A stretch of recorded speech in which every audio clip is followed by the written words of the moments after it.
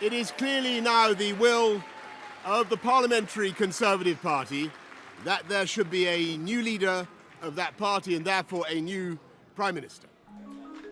Boris Johnson is stepping down as the UK's Prime Minister, unable to overcome a string of scandals around unlawful parties during the pandemic and broader questions about his integrity. In less than 3 years, he's gone from this to this. Apologies to everybody for the misjudgments that I've made, that we may have made.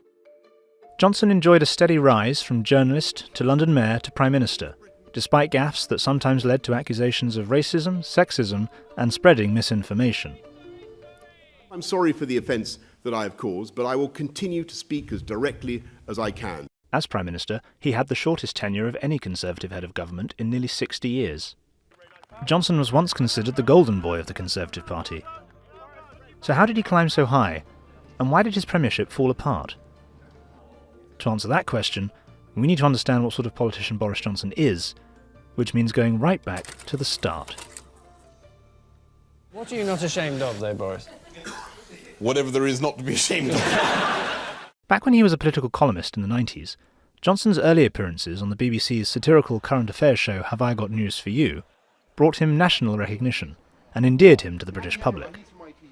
That has been one of his big selling points, is that people like Boris Johnson and find him amiable and fun, and that served him very well during his career. I want to congratulate you all in turning up in such fantastic numbers to this rally. It's really fantastic. His celebrity status made him one of the most recognisable politicians in the UK.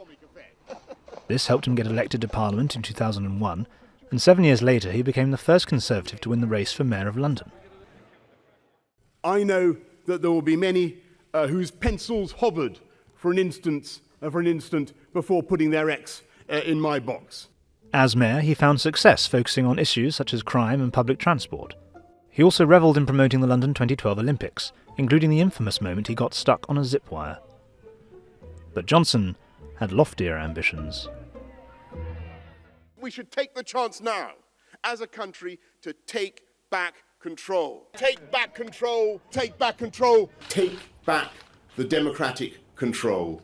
In 2016, Johnson was back in Parliament and surprised many by going against the leader of his own party by backing Brexit. I will be advocating vote leave. He quickly became a leading voice in the campaign for the UK to leave the European Union, which then won. The British people have spoken, and the answer is we're out. The Brexit referendum and the following negotiations with the EU ended the careers of two Conservative Prime Ministers and paved the way for Johnson to take power. There will be people around the place who will question the wisdom of your decision. In October 2019, he called a general election and led the Conservatives to their biggest victory since 1987, allowing the swift passage in December of his divorce deal with the EU.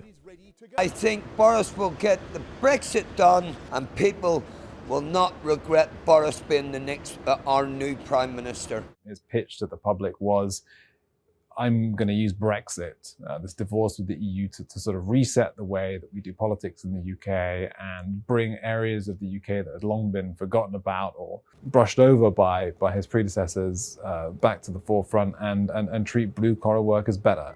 Johnson, though, would not be able to bask in his electoral victory for long.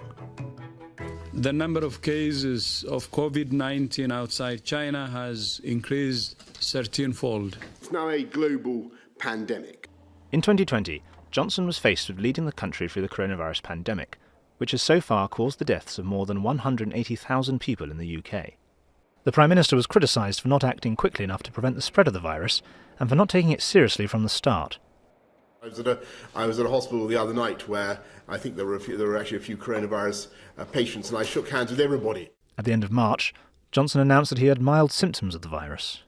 I've taken a test that has come out positive. And was hospitalised just over a week later. He spent 7 nights in the hospital, including 3 in intensive care.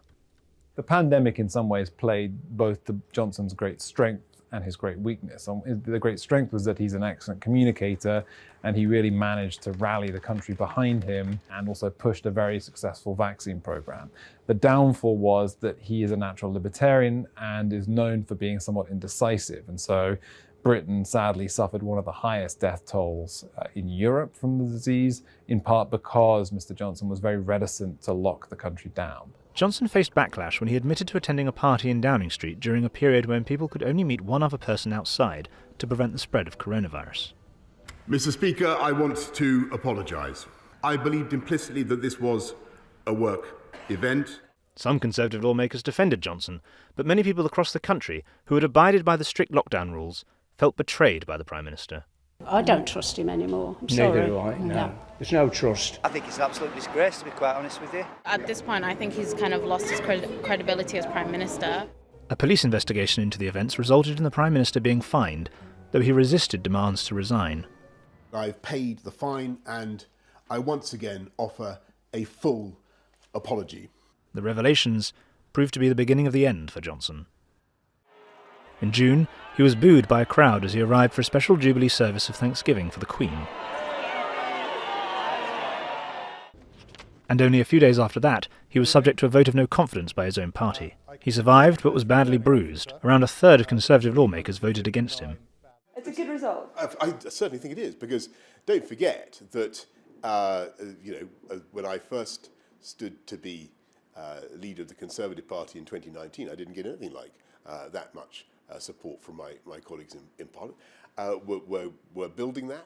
Meanwhile, Johnson was also accused of mishandling a series of scandals around Conservative lawmakers' misconduct. I think it was a mistake, and I apologise for it. I think in hindsight it was the wrong thing to do. And the party lost local and national elections, casting doubts over his popularity with voters. In July, a flurry of cabinet resignations, including the Treasury Chief and Health Secretary, rocked the government. We have reason to question the truth and integrity of what we've all been told. And at some point, we have to conclude that enough is enough. I believe that point is now. In the end, Boris Johnson was undone because he was no longer viewed as an electoral asset by MPs, but a liability. And the minute that lawmakers saw that Johnson was no longer likely to win them elections, they jettisoned him.